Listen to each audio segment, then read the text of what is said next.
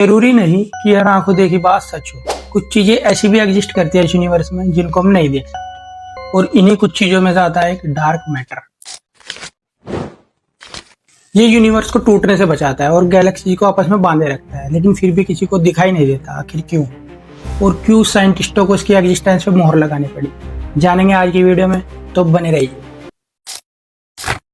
बात करते हैं कि आखिर ये डार्क मैटर है क्या। देखो, ये जो है ये मैटर का ही एक मिस्टर इंडिया वर्जन है। मतलब ये अपने काम तो सारे बखूबी निभाता है, पर किसी को दिखाई नहीं देता। वो किस लिए? वो इसलिए क्योंकि ये ना तो लाइट से कोई इंटरेक्ट करता, ना ये कोई लाइट एमिट करता, ना ये कोई लाइट एब्जॉर्ब करता। मतलब जो इलेक्ट्रोमैग्नेटिक वेव से किसी भी तरह का इंटरेक्ट करता ही नहीं, तो हमें दिखाई कैसे देगा? हो सकता है किसी एक ऐसे एलिमेंट का बना हो जो आज तक हमारी पीरियडिक टेबल में ना हो, या हो सकता है खाली न्यूट्रॉन्स का बना हो।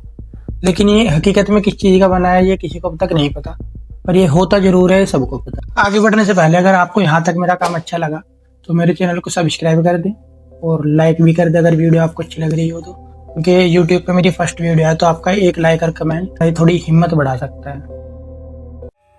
तो जब डार्क मैटर दिखता ही नहीं तो कैसे मान लें कि होता भी है? तो इस चीज के मेजर 3 सबूत है, एक करके सबको समझेंगे। पहला है गैलेक्सी रोटेशन कर्व्स।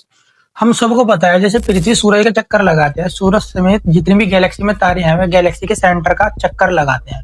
और केपलर के सेकंड लॉ में यह भी पता है कि कोई भी ऑब्जेक्ट अपने सेंटर से जितना दूर घूमेगा वो उतनी हल्के घूमेगा। हल्के से मेरा मतलब है कम स्पीड से घूमेगा। पर 1969 में एक अमेरिकन एस्ट्रोनॉमर वेस्टो ने जब हमारी गैलेक्सी के रोटेशन कर्व्स की स्टडी की, तब उन्होंने एक अजीब पैटर्न ऑब्जर्व किया। उन्होंने देखा कि हमारी गैलेक्सी के सेंटर से दूर जो स्टार्स हैं उनमें से कुछ स्टार्स तो केपलर के नियम को मान रहे थे, लेकिन कुछ जो स्टार्स हैं वे अपनी स्पीड से कुछ ज्यादा ही तेज स्पीड से घूम रहे थे। तो ये चीज सीधा सीधा फिजिक्स को चुनौती थी। तो यहीं से ये आशंका हुई कि हो ना हो इस यूनिवर्स में कोई ना कोई ऐसी चीज जरूर है जो अलग से एक्स्ट्रा ग्रेविटी दे रही है, जिसकी वजह से इतनी दूर के स्टार्स भी गैलेक्सी से बंधे हुए हैं।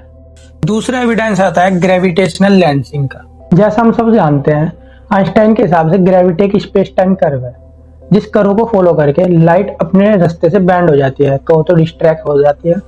जिस तरह लाइट एक शीशे से गुजरने के बाद डिस्ट्रैक्ट हो जाती है, उसी तरह समझ लो। और इसी डिस्ट्रैक्शन को ऑब्जर्व करके हम ये पता लगा सकते हैं जो हमारे यूनिवर्स में कहाँ पर ग्रेविटी ज्यादा है और कहाँ पर कम है। इसी चीज को ग्रेविटेशनल लेंसिंग कहते हैं। तो इस लेंसिंग ने काफी ज्यादा शॉकिंग रिजल्ट दिया।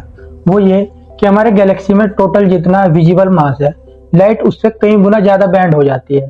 वो क्यों? तो कुछ ना कुछ तो उसके पीछे कोई ना कोई ग्रेविटी का कारण होगा, जो एक्स्ट्रा ग्रेविटी कुछ ना कुछ किसी सोर्स से आ रही होगी। तो निष्कर्ष ये निकला कि हमारे जो यूनिवर्स है उसमें ग्रेविटी ज्यादा है, जो हमें विजिबल मास दिखता है उससे ग्रेविटी कुछ ज्यादा है। अब आता है तीसरे और सबसे सॉलिड प्रूफ पर। देखो, हमारे यूनिवर्स में जब कोई गैलेक्सी या उनका कोई पार्ट टकराता है आपस में, तो इस चीज को कहता है कोलिजन। तो हर गैलेक्सी में उसका जो टोटल मास का 70 to 80% मास होता है वो उस गैलेक्सी की हॉट गैसेज और अदर गैसेज पे होता है। बाकी जो 30 to 20% मास बचता है वो अदर विजिबल मास होता है। तो जब दो गैलेक्सी आपस में टकराते हैं तो ड्यू टू कोलिजन उन दोनों गैलेक्सी की जो गैस होती है उन पे ड्रैग फोर्स लगता है, जो उन दोनों गैलेक्सी की जो गैस है उनको सेंटर में इकट्ठा कर देता है। और बाकी जो अदर विजिबल मास होता है वो गैलेक्सी के चारों तरफ मिल जाता है, जैसे कोलिजन के बाद होता ही है। पर जब इस इंसिडेंट को लेंसिंग के द्वारा देखा गया तो एक बहुत ही शॉकिंग रिजल्ट सामने आया। देखो, क्योंकि ये 70 to 80% mass gases he carry कर रही है, तो ग्रेविटी सेंटर में ज्यादा होनी चाहिए थी, पर ऐसा नहीं होता। ग्रेविटी जो है उस कोलिजन के साइडों में, जहां हमारा विजिबल मैटर गया था, वहां होती है। तो हो ना हो कुछ ना कुछ इस विजिबल मैटर के साथ कुछ ना कुछ और है, जिस ग्रेविटी तो है जिसकी, पर वो दिखाई तो नहीं देता। तो इन्हीं चीजों ने डार्क मैटर को मानने पर मजबूर कर दिया। हालांकि आज तक उसको प्रैक्टिकली किसी ने नहीं देखा, लैब में किसी ने पे नहीं बना और शायद ना भी हो, लेकिन मैथमेटिकल इक्वेशंस और लेंसिंग का डाटा तो ये कहता है कि कोई ना कोई डार्क मैटर जरूर है जो इस यूनिवर्स को एक्स्ट्रा ग्रेविटी दे रहा है, जिसकी वजह से यूनिवर्स एक तरह से बाइंड है।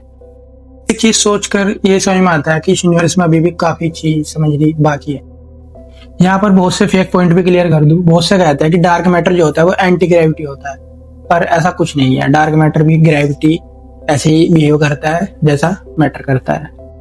और बहुत से कहते हैं कि डार्क मैटर और मैटर मिलके खत्म हो जाते हैं। नहीं, वो एंटी मैटर होता है। तो दोस्तों आज की वीडियो इतनी ही। अगर वीडियो अच्छी लगे तो कमेंट में जरूर बताना और शेयर कर दो वीडियो अपने ऐसे दोस्त के साथ जो इन चीजों में इंटरेस्टेड हो।